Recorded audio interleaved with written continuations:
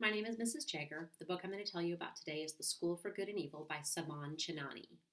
Here's what the book says about itself.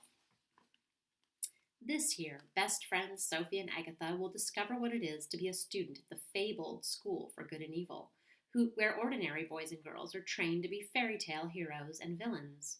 With her pink dresses, glass slippers, and devotion to good deeds, Sophie knows she'll earn top marks at the School for Good and graduate a storybook princess. Meanwhile, Agatha, with her shapeless black frocks, wicked pet cat, and dislike of nearly everyone, seems a natural fit for the School for Evil. But when the two girls are swept into the endless woods, they find their fortunes reversed.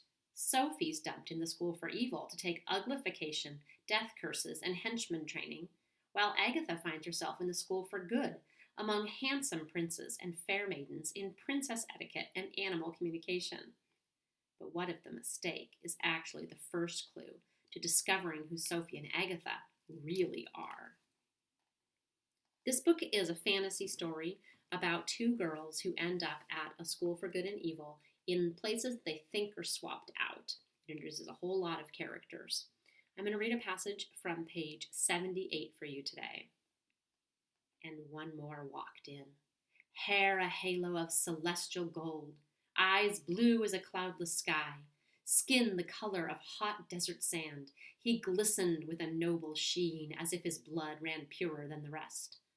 The stranger took one look at the frowning, sword-armed boys, pulled his own sword, and grinned. 4 boys came at him at once, but he disarmed each with lightning speed. The swords of his classmates piled up beneath his feet as he flicked them away without inflicting a scratch. Sophie gaped, bewitched. Agatha hoped he'd impale himself, but no such luck, for the boy dismissed each new challenge as quickly as it came, the embroidered T on his blue tie glinting with each dance of his blade. And when the last had been left swordless and dumbstruck, he sheathed his own sword and shrugged, as if to say he meant nothing by it at all. But the boys of good knew what it meant. The princes now had a king. Even the villains couldn't find reason to boo.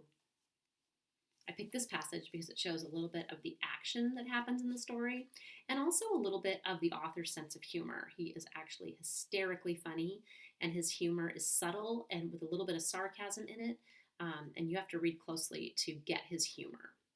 I think people who like fantasy fairy tales, who like series of books, should read The School for Good and Evil because it deals with princes and princesses and magic and sword fights and talking animals, you name it. It happens in this particular fairy tale, and there are 6 books. So if you like a good series, this one will keep you going for a while. Thank you.